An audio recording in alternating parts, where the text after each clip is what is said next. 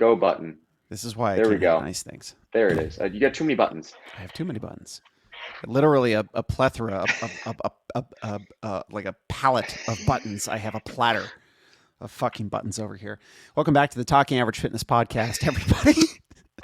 My name is Sam Burns, and I'm joined as always by the only person who knows how to rile me up in the way he can, Mr. Kevin McCarthy. Kevin, how are you today, sir? Listen, I just know where every single one of those buttons on the platter is, and I like to push each and every one of them Yeah. in random intervals.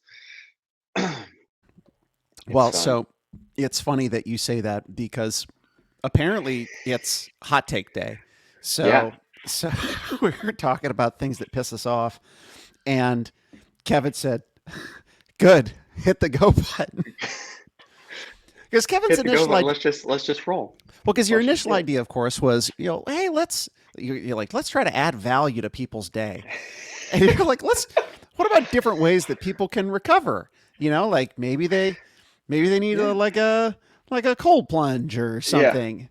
To I which think I I use a res- sauna as an example, but that's what it to was. which Like to how which to which Sam just like went off, and I was like, before we lose it, press the go button. well, so it was just a good idea. Like, hey, well, maybe they should do sauna intervals. And I said to myself, well, okay, yeah, sure, but not at the expense of making sure that they're actually fucking working first. Yeah. And I'll never forget this. Tim Kennedy, who is a former MMA fighter and like still current Green Beret and just like all around American badass, is like, what do you got to recover from? Really? Like, Yeah. like to, Yeah. to quote Kevin here, did you get below parallel on any of your squats? All of your squats, hopefully, but Nope. like fucking you gotta go out and spend like $3,000 on an ice bath or like converting a fridge to a cold plunge. Like, is that the best use of your time? Like, No. can you Uh, just take a cold shower? the thing that's in Sam going off, I just thought that was hysterical. Where he's like, what do you really have to recover from? And Yeah. there really is I think now in fitness, there has been this like massive shift especially in the CrossFit space. I mean, we've talked about this where CrossFitters back in like 2002 were like, how badly can I make myself hurt? Yeah. Like literally like a 30-minute AMRAP, I'm putting the gas pedal through the floor, and we're just going to see at not when, like not if, but at what point the implosion happens. Yeah. Um, and that's how people were going. It was just go hard, take chances the whole way through. And Yes. then as CrossFit, as a methodology, as a sport, as everything has evolved, you now have everyone talking about pacing, and you have a 20-minute pace, you have a 16-minute pace, you have a 4-minute pace, you have all the different time domains and modalities and like different paces. And if you're trying to compete at like the tip of the spear of the sport, then yes, that stuff is important because it can help Sure. you win or lose events. Sure. If we have a 20-minute event and Sam nails his 20-minute pace and I went at my 17-minute pace and I blew up a little bit, Sam's going to beat me in that event. I'm losing points. Here too, therefore, Sam wins. Yes. So that's important. For most people, it's now like trickled down to where they're like, you have someone who like they work out 3 days per week in the affiliate, and they've got an at-home sauna, a cold plunge, a hypervolt, what's the fucking boots, Normatec. Normatec. Like they got a Normatec unit for both their arms and their legs. Right. They've got like not the foam roller. It's not a foam roller. It's like the Hyperice makes like a vibrating foam roller where Yeah. like not only does it roll you, but it also vibrates you at the same time. Right. Does Um, it count your and macros too? For fuck's sake. for the price that you pay for it, it fucking It should. should. But you like, and all the different supplements, and I take, you got someone who again coming 3 times per week. They feel it like I do my BCAAs and pre-workout, intra-workout, then I have my creatine and carb powder and protein powder post-workout, and then it's like, bro, when was the last time you just ate 6 ounces of chicken and 2 cups of broccoli, homie? Right. Because that's the shit that matters. But they're like, oh, breakfast was a sausage egg McMuffin on the way to work. Like, I'm gonna exaggerate, but this is like you But can see maybe where I'm going not. with this. But maybe not. It's like you had a breakfast egg McMuffin from McDonald's and like a trying to think of like a funky Starbucks drink, a triple soy no foam frappuccino with a caramel drizzle or some shit, Yeah, right. from Starbucks. And then you go to work, and then lunch was, I don't know, you get like some crazy sandwich or wrap or something. And then, Yeah. but like I had my BCAAs pre-workout. I'm good to go. And it's like, you're putting like not even the like there is no cart, there's no horse. You'd like it's you're on the wrong road. You've missed the whole thing. You know what this is? This is the fitness equivalent of I'll never forget this. So Ryan Holiday wrote a book called Ego is the Enemy. And in it he talks about those people who like go to the coffee shop and they Instagram a photo of their cup of coffee and their laptop and like hashtag working on my book. Yeah. And like they want the credit and the accolades for the thing that they're telling people that they're doing. Yeah. With like at some point it's like, where's the book, bruh? Yeah. You know? And fitness is the same way. Like I don't, and like I'm on a kick about this shit because I got a business coach, and my business coach and I are like, our whole focus is how can I be more deliberate with my time? So much so that like, here, look at this. That's my phone. Oh. I got none things on my phone. Like my phone makes calls now. Like in terms of fancy things, my baby's got a snoo, and so like I can snoo my baby. But like other than that, it doesn't do much. And like so if it doesn't exist here on this little screen, it doesn't happen, which is like good and bad. But the point is, I get to be intentional about my time. I go into the gym, I'm intentional about my time. I go and I coach, I'm intentional about my time. Like I show up early, I set up, I scope the place, I make sure the equipment's set up, I run my class, I debrief with the coach. That's part of the agreement that I have with the people at Casco Bay. And then I leave. And like I don't dick around for 6 hours. Like that was when we came up with, or the challenge for me of keeping training within a 60-minute window and doing a .com workout. It's made it so much. It's like, all right, this is the workout. It's not thinking about what do I want to do, what do I want to work on, what do I maybe need to work on, what have I done previously. It's like, nope, this is the thing. You have 60 minutes to do that. Where'd you go? And so I'm like, okay, cool. So you start a 60-minute clock and off you go. Do the thing. It takes way more stress out of that. But I think there was like, it might have been in that same book. I remember reading something where if you say you're going to do something, the like dopamine hit in your brain is like almost equivalent to like you actually achieving it.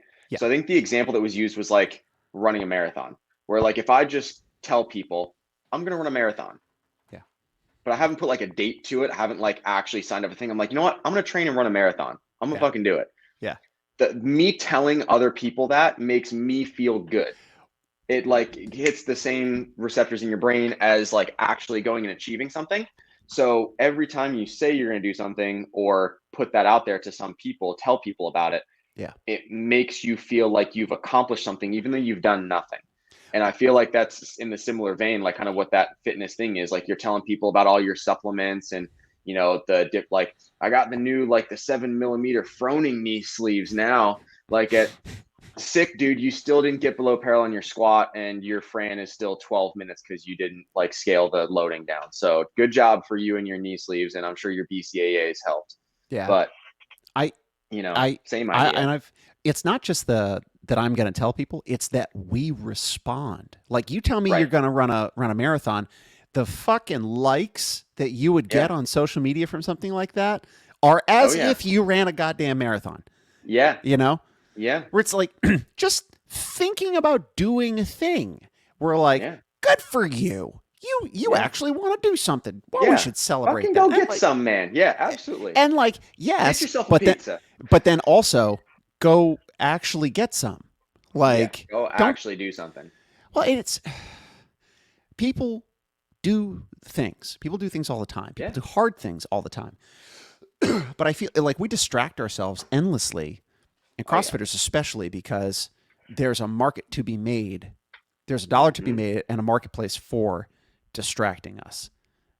Hence the knee sleeves, hence the lifters, hence the seven different brands making gymnastics grips. Absolutely, right? And then there's the programming. Like especially the programming where we Oh can yeah. fucking distract ourselves. And like,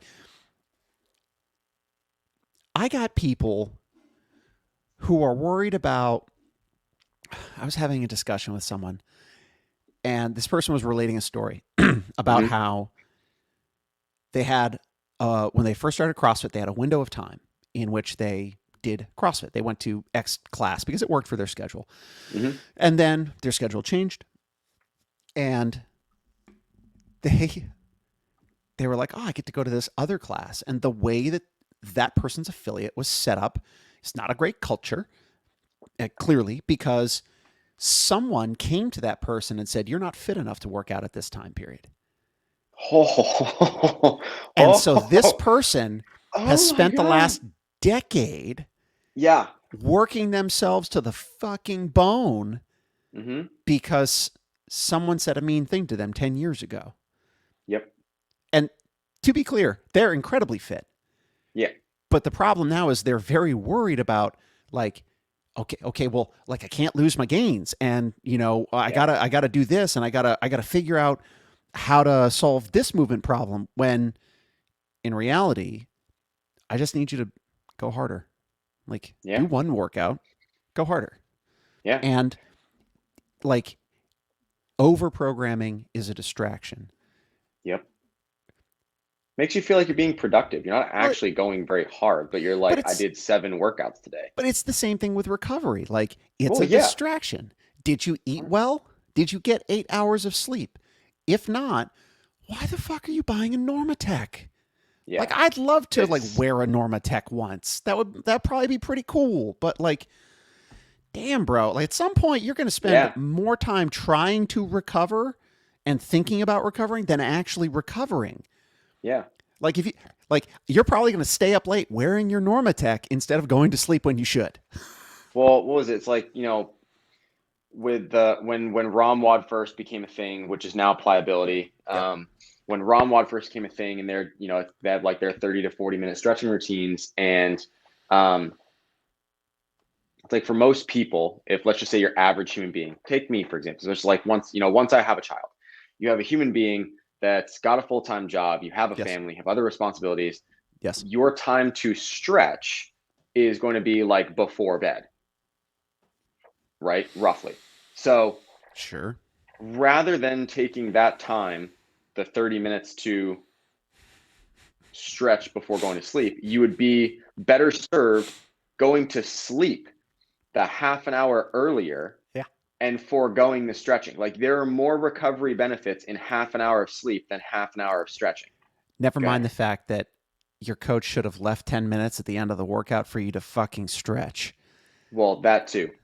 Like, That too. you shouldn't be running balls out for 60 minutes straight in an affiliate class. And it's Nope. like, if you don't have time left over for stretching, you did it wrong. Yeah. I'm gonna say that. Like, there's a lot of ways Yeah. to do fitness right, but at the same time, like, we're creating a problem. It's like having lack of time to stretch is not a problem. We made ourselves that problem by over Yep. programming a 60-minute class. Or Yep.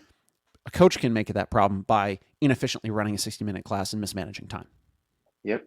But I'd say like even to the yes, you should have, like 5 to 10 minutes at the end of class to Yes. to stretch and allow for cool down and yada yada yada.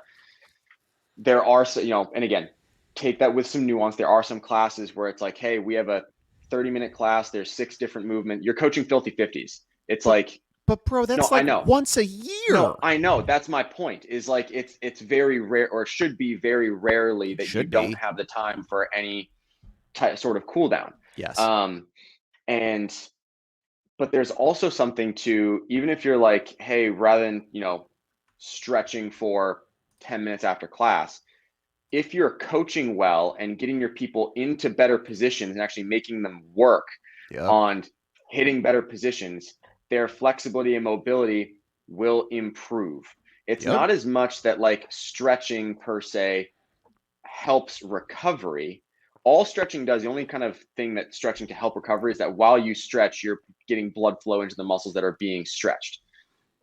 It's little, I know you're shaking it, it's little, but that would be the only thing that I could think of where it's like stretching helps recovery is that there's like some blood flow to the musculature that you're stretching as you're stretching it, as long as you're stretching it long enough.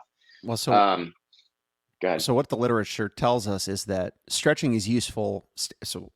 We'll differentiate. Static stretching. Thank you. Static stretching, where I get into a position and I hold, is useful post-workout only to restore length to a muscle group that has been bunched up by either blood or lactic acid from being used, right? So you fucking shit ton of concentric reps, shorten the muscle to restore length to the muscle. That's when stretching is useful. There is zero benefit and even a detriment to static stretching before a workout. And I finish your story, but then I want to come back around to that. I completely lost where I was going. But well, so I'm saying is like that's where I was going, was there's no real like recovery benefit in terms of like, oh, I stretch for 20 minutes and then now tomorrow I'm just going to feel like Superman. It's like, well, if I stretched for 30 minutes, but I slept for 6 hours and I ate half a pizza when I got home and that was it, then no, you're probably going to feel like shit the next day. And it's not because you need to stretch more or you forgot to shove your vibrating foam roller up your butt. It's because you ate like an asshole and didn't sleep enough. Yeah. And like now we get to, so back to this static stretching thing. I have lost track of the number of times that I've watched a coach running a class be like, first thing they do, cool, everybody, grab a spot on the floor. We're going to do some pigeon stretch. And I'm like,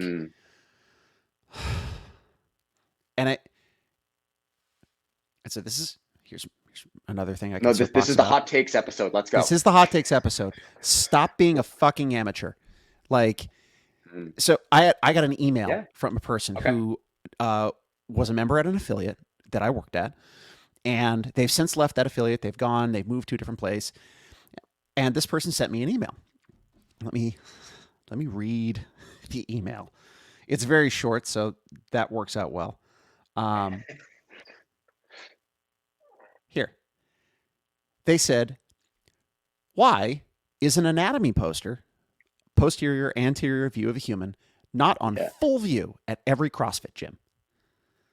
And I wrote back, because then that might give athletes the impression that coaches know something about human anatomy. And this person wrote, so we agree that it should be a thing. And wow. Yeah. Hey, if you've gone through the whole process of trying to develop yourself to the point where like you do understand anatomy, and not saying that has to be a path similar to mine where like I have a degree in exercise science and all that fun stuff. But yeah, if you've gone through that, then you know some stuff. If you haven't, then you don't know some stuff. But more importantly, like we've talked before about the professionalization of the role and the occupation. Like CrossFit's still a backyard sport. Yep. And we talked about the various different ways that it's hopefully being changed. But there are plenty of people who view the profession of coaching CrossFit trainers on the same level as a nail technician or, someone who provides a similar service in a service industry. Right. And part of that, I choose to believe that part of that, if not the majority of that, is squarely in the lap of coaches themselves. Because if it's not, then we can't fix anything about it, right? Right. So like if it's the affiliate model, which I don't believe it is, then that's outside of our control and we're screwed. Instead, it has been my experience that people who distinguish themselves as professionals and who educate themselves as professionals are more successful overall. And I wholeheartedly stand by the assertion that like, if I was to, hang a thing and hang a poster and went to a group of coaches and was like, cool, point out pec major, point out. It's not the one you think it is. I'll tell you right now. Exactly. It's not the one you think it is. Point out, glute med. Point out, any insert muscle, and not like weird ones that are like 3 layers of muscles deep. Yeah. Major fucking movers. And part of me, And I know a lot of coaches who can. Yep. I don't have to know a lot of coaches who can't to know that there are coaches who can't.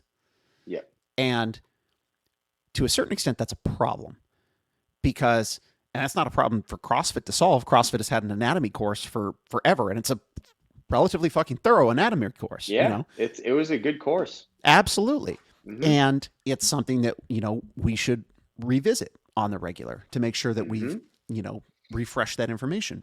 But also, and I'm projecting a little bit here, so I'll own that. But like, I want coaches to want to be better. Like, because if I want coaches to want to be better because I see the benefit to coaches sticking around a long time in the space. Mm-hmm. There are many more benefits to them sticking around long term than retiring out, quote unquote, right? Like, so like the detriment that has on the athlete community and on the coaching community is wider than, oh, well, that coach isn't here and I miss them. Mm-hmm. Like that, it has a bigger ripple effect than that. And so I want to, oh man, that stuff drives me fucking bonkers. Or like, your members should be able to come up to you and be like, what is this? You know, or like this thing, I got a thing. What is that? And you should understand the major fucking like levers and pulleys inside of the human body that are doing things. One, you don't have to diagnose an issue, but you can help them address problems. But also, two, like you ask them to do shit with their body all the time. You should understand how those systems work. Yeah, I agree. Yeah. Love that. Hot takes. That's a little soapbox for Sam. I'm on a soapbox. Well, because you're you have to put up with my shit most of the time, and then you're also trying to like make video content on like you going for your level 4. Yeah. And so it's present and prevalent in your mind and all it's that. It's very yeah. So what's interesting about that whole process is it spells out explicitly in the candidate handbook what is required to pass that exam. And as I'm reading through it, I'm thinking about the delta between the people who are even going to think about this, the people who are going to pass, and the people who, what I would call the majority of trainers, you know, the level at which they're addressing this. And to a certain extent, like, not everybody has to want to be a level 4, but you know, the document does a great job of so like teaching, just the concept of teaching. For example, there's so much like there's so much in that. I talked for 45 minutes about how much there was. And so like the first one is you've got to know the right information, right? So the information that you convey not only has to be accurate, but it also has to not cause a problem. So I can't teach you a thing that makes another thing worse, stuff like that. Right. Then there's how you communicate the information, not just what you communicate, but how you communicate what you are communicating. So to the people, is your information concise? Is your information easily understandable? Is it presented at the level that is appropriate for the person who is receiving it? Is it, does it help them? Like, does it confuse them, or is it broadening their understanding of a given movement topic, whatever it is? Like, and as I was reading through this, I'm flabbergasted at the number of times I have seen a body of information presented where the information is just presented and there's no real regard for who is on the other end, you know? And it's the whole Glassman thing of like, don't say the word modality. You know, like we know what modality means and like why it's appropriate for a given saying. And like every once in a while you can nerd out with an athlete, but at the end, and it's been said before in a bunch of different places, the mark of a master, the mark of an expert is someone who can take a complex topic and break it down into very manageable and easy to understand pieces. Yeah, I've heard that is if you're a coach, you should have the knowledge of a physiologist, but be able to present it like a gym teacher. Right. Yeah. Yeah. And that's the whole thing. Nobody needs to know what joints are externally rotating or what concentric and eccentric contractions are happening to allow them to squat. They just need to know that you need to drive your knees out and keep your chest up. Yeah. Like, They don't need to that's know. it. That's it. They don't need to know why burpees are important. They need to know how to do a burpee so they can do a burpee. Right. You know? And if at some point, 50 or 100 burpees deep, someone's going to be like, why the fuck am I doing this? And you can tell them, and they might listen. They might also be like, I'm sorry. I regret asking. Don't say any more. And then you move on. Yeah. Yep. Yeah. Yeah. I agree with you. The longer I've been doing this and the better I've gotten at it, the more you just come back to just the simple shit works. Yeah. Like, you don't need to have 1,000 different cues. You don't need to like just be shouting out what exactly physiologically is happening during certain movements. Yeah. Like, people just need to know, keep your heels down, keep your chest up, drive your knees out. All good in the hood. Which on that note, speaking of like also what at the beginning of the thing, like people working hard, I'm about to hammer my members with some squat therapy in October. So we're supposed to have like a monthly challenge that we do that's like just stuff. And so I was talking with Jack. I was like, we can do like a meters challenge, get as many meters as you can in October, or there's different challenges for like just accumulate reps of stuff. I'm like, how about we do some shit that's going to make people better? Like stuff that's not sexy. And if we explain it and get the buy-in properly, then people will get better. And so I'm like, it doesn't even matter if there's a workout that doesn't involve squatting. There's 5 minutes that I can have people do squat therapy and be like, oh, guess what, guys, we're getting below parallel again because it's good for you. And so our October challenge, I haven't worked out like what the reps are going to be yet, but it'll be like accumulate X amount of squat therapy in 1 week, and then it gets like progressively more volume of the squat therapy as the weeks go on for October. And then we're going to kind of alternate between lower body something and upper body something. So do something in November that would like help them with their like upper body or thoracic mobility and stuff. Yeah. I want to share something really quick before I forget about it. So you're talking about like my members don't need to know the why. Like the more I do this, the more I come back to simple things. Mm-hmm. Yes, sir. Pat Barber had a great bit about this, and I wanna share it real quick before I lose it. I'm gonna go to this tab. Do it. And share. When you get into it, you have such a limited skill set. You have such a limited number of things that you can do. You got a hammer and you're hoping that everything's nails. And you're like, sweet, here we go. And like you're hitting screws with nails and you're like, well, that kind of worked. It pushed it into the wood, but it broke a couple things around here. But like most things were nails. And you're like, you know what? I'm doing pretty good. And then you realize there's this other tool, this screwdriver, and you're like, oh my gosh. And then you're looking for screws everywhere and you're like, check this out. This screwdriver now works. But the thing that I see happen all the time is they find that like, oh man, I love, that's a bad way to say it. I love screwing. I love using this screwdriver, and you talk to everybody like the nails don't even exist anymore, and you're like, no. Everybody's using hammers. Y'all gotta use these screws. And you're like, dude, you just lost the hammer behind, and then you get past it and you realize that, oh my God, there's a bunch of different kinds of tips that you could use for screwdrivers. Like there's a star bit, and there's like a square bit, and there's a Phillips head, and you get in the weeds of that, and you're like, well, let me find all these little nuancy pieces, and you forget that some people just need to be hit with a hammer, and you're like, and you're like, I gotta go back to the hammer now, and then just years down the road, you've got all these specialized tools, and you find yourself mainly using a Phillips head screwdriver and a hammer, and you're like, it's cool that I have all these tools, and I know they all exist, but most of the time I'm using this hammer and this Phillips head screwdriver, and just making 98% of shit happen, and then when people pop up who are that hex bit, punch in drywall screw, you're like, yes, I can use my tools. I mean, to most people who don't understand tools might not have got those analogies, but it's like you realize that way down the road, most of it is just the basics. Yeah. I love how at the end of his thing, he came to the realization. He's like, well, some people might not know what these tools are, and they just lost the analogy, but that's a real thing. Although my favorite part of that, where he's like, you just realize some people just need to be hit with a hammer. I was like, oh God, don't they? Yeah. And it's, and like, and to be clear, if you haven't watched or listened to our other episodes where Pat was on, and we're so blessed to be able to like have him on air a bunch of times. Yeah. Pat's been doing this 20 years. Yeah. Very few people on the planet can say they've been coaching CrossFit for 20 years. Yep. And this is a guy who has gone out and been like, no, I'm going to fuck with this, and like deliberately go off and do this thing and then return, and go off and do this thing and return. And for a guy who's 20 years deep to be like,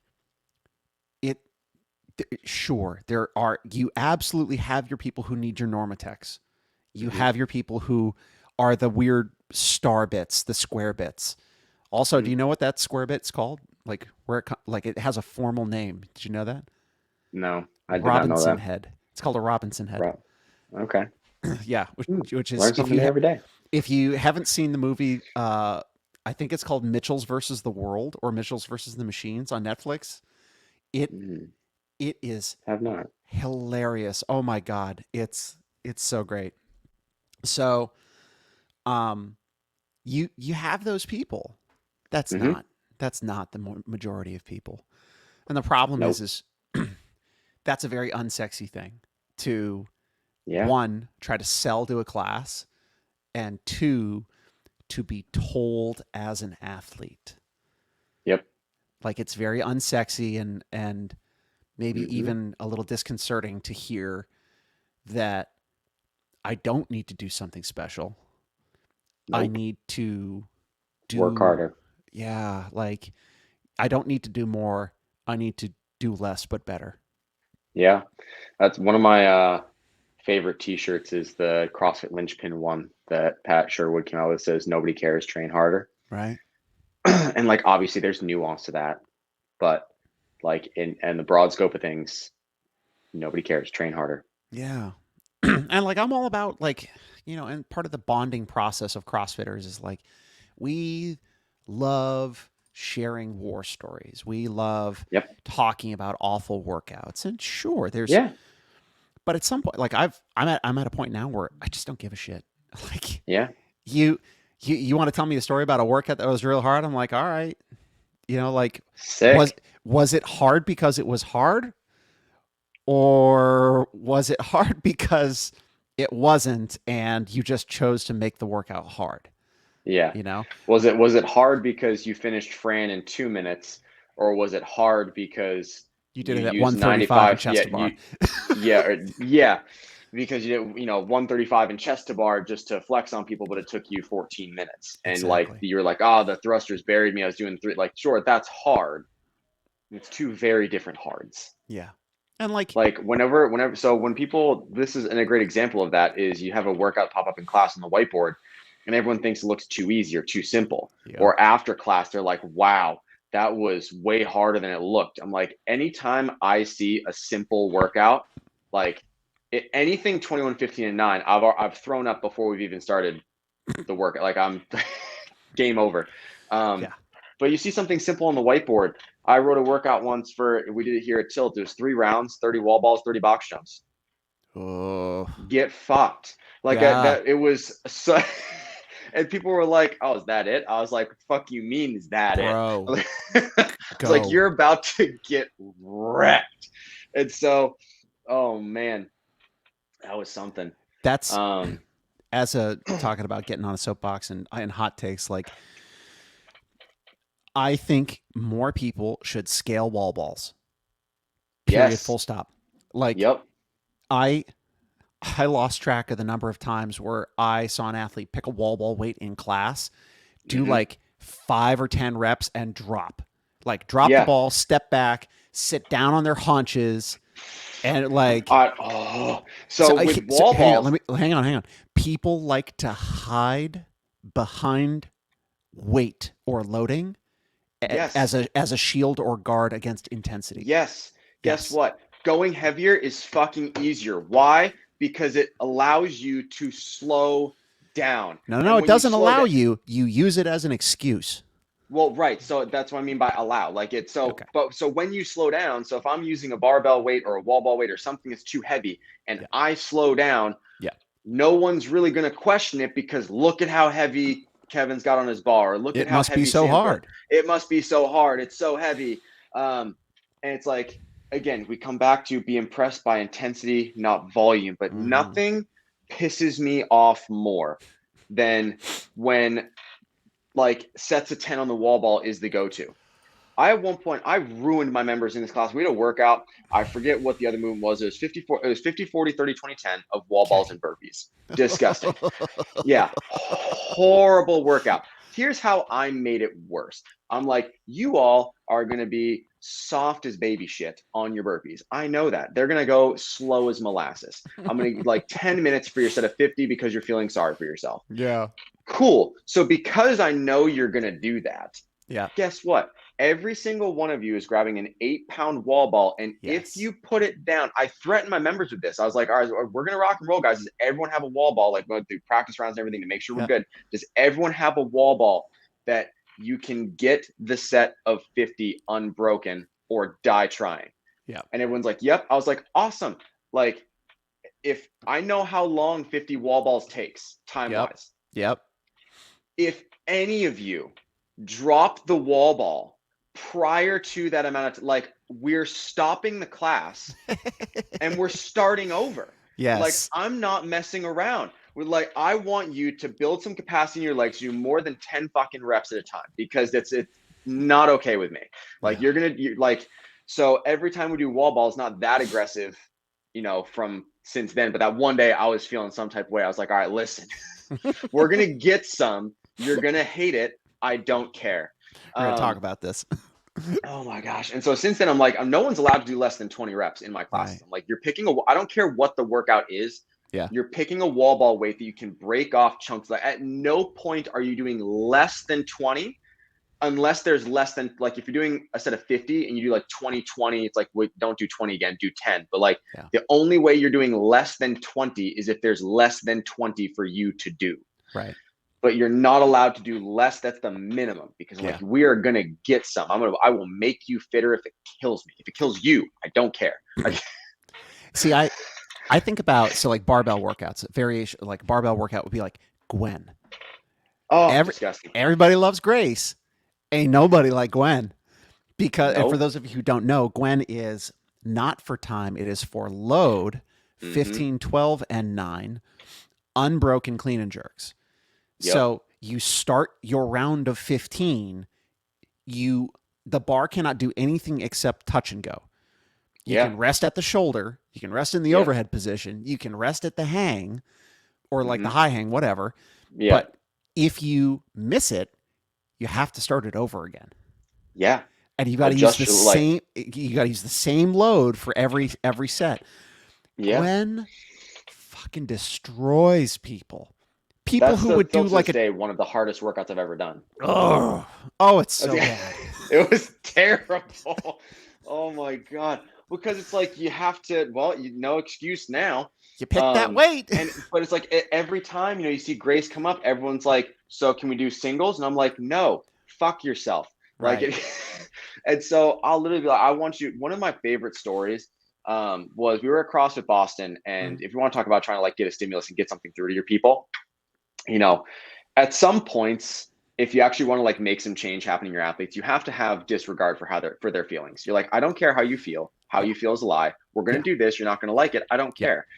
And so James Hobart was coaching class across at Boston. The class was Fran. And from the brief, he had set this standard. He was like, I want you guys to use a weight that like a weight for your barbell and a pull-up option, even if that's adjusting the reps a little bit, like pull-up option that you can get that first round, the 21s, unbroken. Yeah. Like, that's what I'm looking for is like that level of stuff. You go through the warm-up, we go through, here's the thruster. I think he did like a 10-minute or like 7-minute to build to a heavy or something beforehand, just throwing it in there. They get everything warm and ready and rocking and rolling. For a practice round, James goes, all right, gang, practice round time. We're going to get things rocking and rolling. Everyone's like, he's going to have me do 2 rounds of 5 thrusters and 5 pull-ups or, whatever tame thing most normal coaches. James goes, cool. I want you guys to give me 21 thrusters and 21 pull-ups. And everyone just kind of looked at him. Ready to go. And he was like, I'm not joking. He was like, I want to see you do your 21 thrusters unbroken. and then do your 21 pull-ups unbroken. He's like, and if it's not unbroken, we're scaling it. Yeah. And so everyone immediately is like, oh, well, like if I want to use 95 pounds, like I got to do it unbroken now. Mm-hmm. And so, because then otherwise James is going to come over and like, first of all, Spartan kick me in the sternum and then take weight off my bar. And Spartan so, kick me. yeah, Straight up Gerard Butler my shit. yeah, exactly. Exactly. And so everyone did the 21 unbroken, and like, or like the handful of people that didn't, James like, cool. Like for those of you guys that didn't, you're going to take at least 10 pounds off your bar. For those of you guys that got it unbroken, congratulations. We're going to do it again in about 3 minutes. You can use the bathroom, all that fun stuff. And then we're going to roll. The thing is though, is like when he did that, the people that needed to adjust, adjusted. The people that were, good, were good. But then everybody in that class was like a sub 5 minute Fran. It was awesome. And I'm like, that is the most savage practice round to be like, you're going to do a full, so was it, we're 2K row on not this past week, but the previous week on Monday. 2K row is the workout. And I had at least 10 members message me, yeah, so what else are we doing? And I was like, we're rowing 2,000 meters. And they were like, oh, come on. Like, that's like 10 minutes. What else are we doing? And I was like, no, we're going to row 2K. And they were like, you're going to do it in 7 minutes. Yeah. And so they were like, so you're telling me, this is one member was like, so you're telling me we're going to warm up for 50 minutes. And I was like, yes. You're going to hate it. I don't think you understand. And so we're going through all the warm up stuff. We go over like sprint starts. I have them like kind of ramp up in some distances, like their paces. And I was like, cool. The pace that you just did right there that was really uncomfy, you're going to hold that pace and we're going to row. Like, this is your practice round. You're going to hate me. I don't care. Right. We're going to row 750 meters at that pace. And everyone just looked at like, just I was like, I don't think you guys understand. Like, and I explained why. I was like, 750 meters is about where it starts to get sticky during a 2K, where like you start to question your life choices, your metabolic processes ramp up to a point where you're like, uh-oh, I'm in danger. And then it wants to down regulate because it thinks you're dying. So I was like, we're going to touch that. We're going to hit those heart rate zones. We're going to touch those energy systems before the 2K so that it's not horrible during the 2K. You don't have that moment of fuck my life. So they're not happy. I'm going around because I know what everyone was holding for paces. I'm going around. I'm like, a little quicker. No, a little quicker. I know I see you there. Don't let it drop. Yeah. And so I'm going around just like on people, and they finish and like, like let go of the handle, like kind of like arms on the thing, like head droops forward. They're cooked. I was like, awesome. So here's the deal, gang. We're going to take 5 minutes. Like, catch your breath, grab a drink of water, use the bathroom if you need to. We're going to talk strategy, and then we're going to roll. So when they came back from the bathroom, I brought them over to the whiteboard. It's like, here's your meterages and how you're going to approach it. Like, here's where you build, here's where you kind of sustain, here's where you let her rip. And so went through the whole thing, like, this is how I want you guys to approach it. So as they're going through, as they're hitting like different time markers, I'm like, all right, as you start to get towards this thing, remember, we're going to start to like just drop the pace a little bit, hang out there. Now we're going to build it up just a little bit, hang out there. Now I want you to, like, whatever you have left, leave it on that rower. And as soon as we were done, like, everybody was sub 9, which was for all my athletes, regardless of level, which was beautiful. Most people between 7 and 8, and everyone, same thing. Like, and you've known this one, like, let go of the handle, feet are still strapped in the rower, and just like slump off the side. Everybody, it made me so happy. All 4 of my classes, every single one of my members was like full starfish stretch on the floor, like just sprawled out, like you can see their chest heaving. And so I allotted 5 minutes at the end of my class for them to just lay there.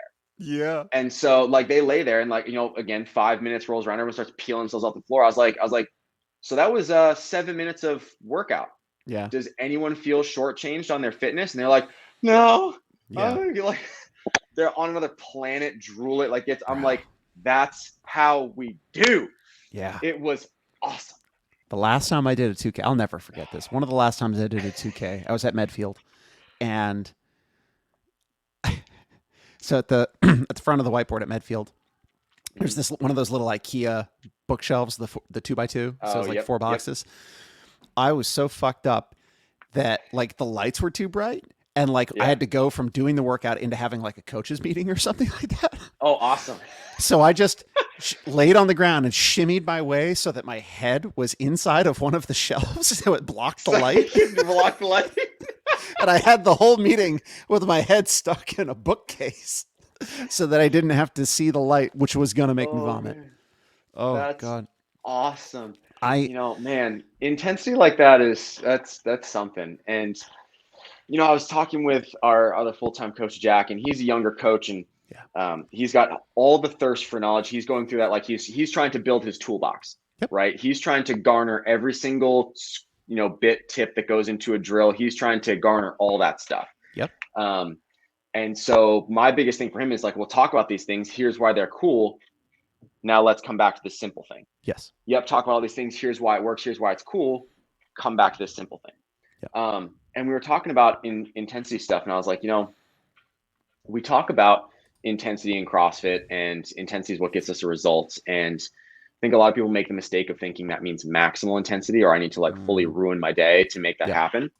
And while I think that's, going there sometimes, going to that like real dark place, I was like, for most people, once a week is going to be about the most you can do that, and then continue the rest of the week. Yeah. So if you're an athlete out there and my voice just cracked, just went through puberty again. Wow. Okay. If you, pretty much. And so if you're an athlete listening to this and you can, see your week's worth of workouts, I know for us at Tilt, we post them a week in advance. People can see stuff. Yep. If you can see stuff, pick your one. Be like, this is the day. This is where it's time to die. This day, I'm going to bury myself 6 feet deep in this workout, because it's whether it's the time domain is good for you, whether it's the movements and loading are good for you, or it's just like, you love the movements and you're like, this is like, I love these like enjoying a workout is going to make you go that much harder anyways. So pick your one thing to sell your soul. The rest of it, we still want you working hard, but you're not going at like 110% of your capacity where you're just like overshooting the whole thing with zero regard for your personal well-being. You're still going hard, but not to that extent. So as much as so for that day, like that was Monday was the 2K row. And then for the rest of my class, I had the same group for Tuesday and Wednesday. The way I briefed the workout to them, would modulate their intensity accordingly. Yep. Because I'm like, if you gave it everything on Monday, which they all did, like I said, they were plastered to the floor for 5 minutes after the workout. Right. If you went there, your CNS is so suppressed for at least 2 days afterwards from that level of output that it's like, guess what? You're not going to do a 2K row at that capacity on Monday and then PR your deadlift on Tuesday. I hate to break it to you. It's not happening. Not happening. Not a chance in hell that it will happen. Nope. Not unless you're juiced to the gills. And even then, but well, yeah, and I think this is a great little way to cap this. We'll do a little bit here. Share. Oh boy. And in application of the program, aside from our definition, this is probably one of the other most important things we can talk about related to intensity, and that is focusing on a concept called, look, I'm getting out the big marker for this, relative intensity. There we go. Relative to what? What you guys are looking to do with an athlete that comes in your gym as they learn this program and get better at the movements is you want to deliver to them relative intensity, relative to their psychological and physiological tolerances. How hard are they willing to push themselves? How fast are they willing to go? What is their prior experience? This is where scaling comes in. This is exactly precisely why we scale workouts.